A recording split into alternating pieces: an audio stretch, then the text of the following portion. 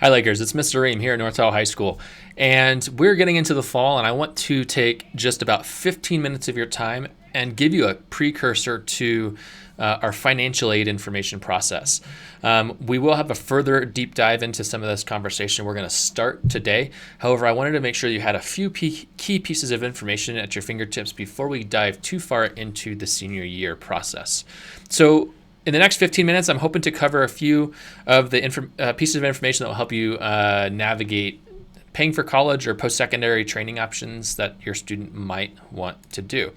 And so what does that actually mean? So in the next 15 minutes, and I do have a timer running, I'm going to keep an eye on it, but we're going to mention a save the date. We're going to talk about what financial aid actually is and give you a really, really broad overview of that.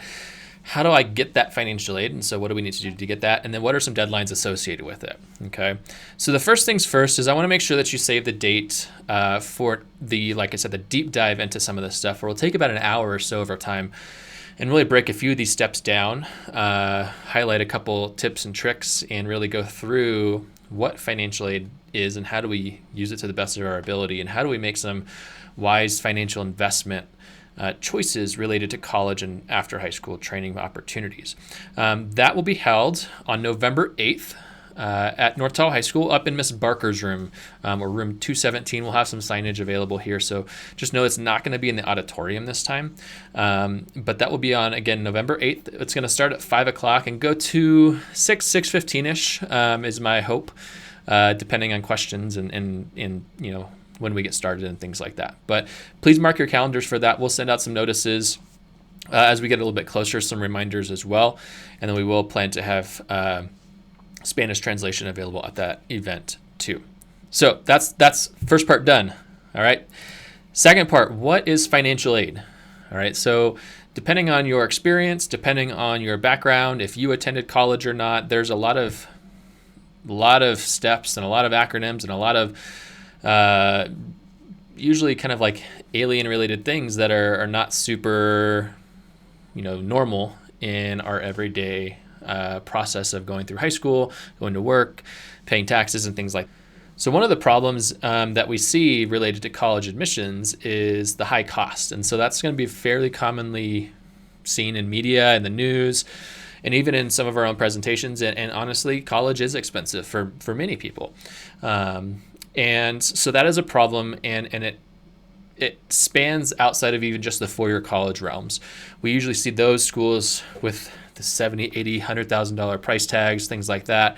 However, junior college, trade and technical schools like UTI or Paul Mitchell, those all come with a cost after the 12th grade compulsory education in high school ends. And so it's something that most people, when you graduate and pursue further training or education, you're going to have some level of cost associated with it. So I said the kind of solution is that there are resources available to help hopefully make things more financially accessible and reasonable in terms of costs. And there are various pools of money that universities, the government, families will hopefully dive into and maybe tap into to help offset that cost of education when you graduate.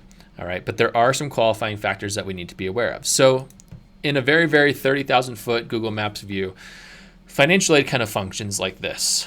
Okay, so each school that you look into, and again, that could be a four-year college, it could be a junior college, it could be a trade technical school, an apprenticeship program.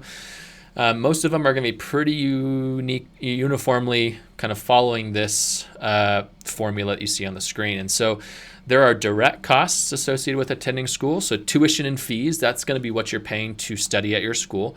And then also housing and food, or room and board is what, kind of the antiquated word now. Now it's housing and food, and things like that. So that's going to be what you need to eat. It's going to be where you're going to be staying, whether that's a dorm or an apartment or things like that.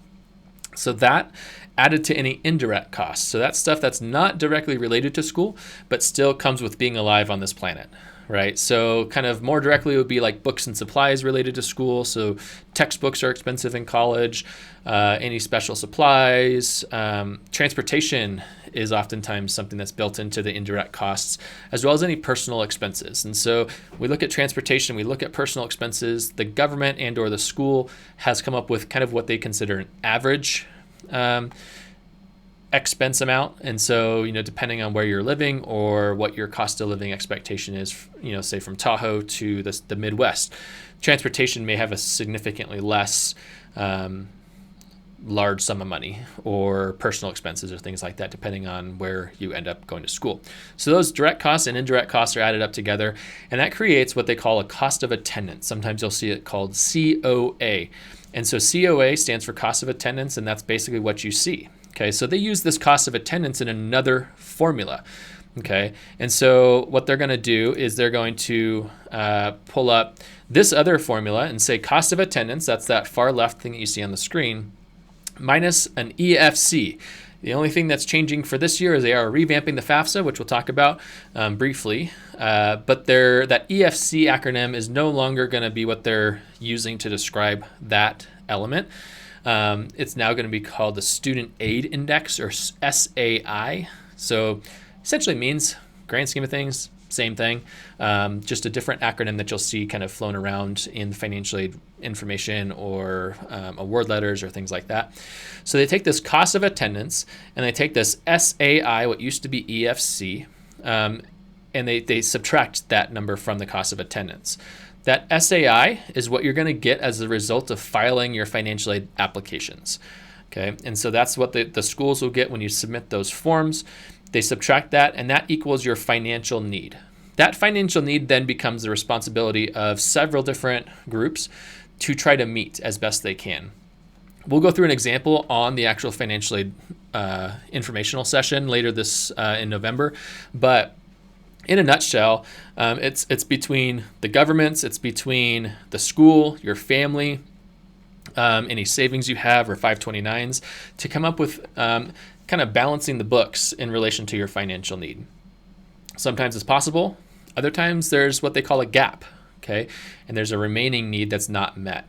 All right, and so we'll actually break that down in a little bit, but that's kind of what they look at. And here's an example of kind of what that looks like in terms of dollars, okay? So if, for example, the cost of attendance at a particular school was $60,000, and everything that we talk about in relation to financial aid is annual, okay? So it is something that it's not $60,000 for your degree. It is $60,000 per year. Okay, so when we look at financial aid, just know that almost everything, unless it says multi-year or full ride, things like that, it's an annual assumption.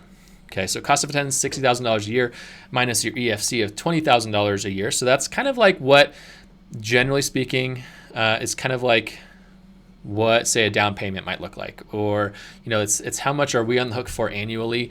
Doesn't mean that you're going to end up paying that much, but that's kind of a loose assumption related to that dollar amount. So $60,000 minus $20,000, that would equal $40,000 of need that still needs to be figured out. Okay, and that will come from a variety of sources. All right, so here's another example, and this is kind of what a cost of, or a financial aid award letter kind of looks like. Okay, so most award letters or websites will actually list, if you want to look up some school's cost of attendance calculation, you can actually find that online. And so this cost of attendance for this particular fake school is $38,250 per year. Okay, on the right hand side of the screen on that little kind of fake paper, you see the EFC, or cost of attendance. Again, it's going to be SAI, but numbers and dollar cents, it's probably going to look kind of similar. So that is added from your student resources as well as parent resources up to a $4,500 kind of annual expectation of what maybe you might be contributing to the cost of your student attending school. And then down below is a whole lot of complicated stuff, which we're not going to take time to cover right now. But basically what it says is this is how we're going to try to meet that need. Okay, and this student did have that need met. So their total award is equal to the total amount of cost of attendance. Okay, you'll notice there's some loans and stuff in there too. But just so you know, they did have that met, which is good. That's kind of some of the goal. All right. How do I get my financial aid? All right, so we kind of know a little bit about what it is. How do I actually apply and qualify for financial aid? So there are three primary applications that you'll see related to financial aid, and you can see them going across the screen. And so the far left one that you see is called FAFSA. You'll get a lot of acronyms when we're talking about financial aid in college, but FAFSA stands for the Free Application for Federal Student Aid. And so that is the primary application that all students will actually fill out. It's an expectation in California that all students in each high school fills out the FAFSA. The good and bad news is good news is that this FAFSA process has been simplified over the last year. The bad news is it's not ready yet. Surprise, surprise, the federal government is not done with it yet, but they do anticipate that being released in December of 2023, and we will hit on this a little bit more. There's still some unknown information that is still making its way to us, but hopefully by our November 8th info session, we'll have some more details we can share related to changes coming to the FAFSA. But good news is it should be simplified. It should be a little bit easier for families to complete, but there will be some changes, especially if you've had other students go through the FAFSA process in the past. It will look and be different. The CATA, or the California Dream Act application, that's another acronym, that's California's version of the FAFSA. And so the federal government does not recognize undocumented students when you're filing the FAFSA, so this should only be submitted by the U.S. citizens, the FAFSA. The CATA is for students who are not U.S. citizens. And so if you do not have U.S. citizenship as a student, the parents are not, their citizenship status does not impact the student. It's based on the student citizenship status. That's also going to be following the same timelines of the FAFSA. So December 2023, that will be coming around. And then there's a third one, which is one of the big reasons I wanted to also get this information out to you, is that the CSS profile is a College Board application. And so there are about 250 or so schools that either optionally ask for this or require you to submit the CSS profile. They're typically going to be the most expensive and most rejective schools in the country, usually private schools. Very few, if any, public schools require this. But it is important because a lot of times the dates do vary, also vary depending on what application type you're submitting. If it's an early application, an early decision application, things like that. It goes much, much, much more in depth into your financial situation as a family, which oftentimes can actually end up being in family's favor, depending on your financial circumstances. But just know it does take usually a little bit more time to complete. Provides a much more in-depth view of the financial circumstances, and many colleges use this to help qualify for other types of financial aid. So the last thing is, what are our deadlines? So our deadlines related to the financial aid process will also, like I mentioned, look different this year. So when we talk about the FAFSA and the CATA, those two federal or state financial aid processes, like I said, they won't be ready until December of 2023.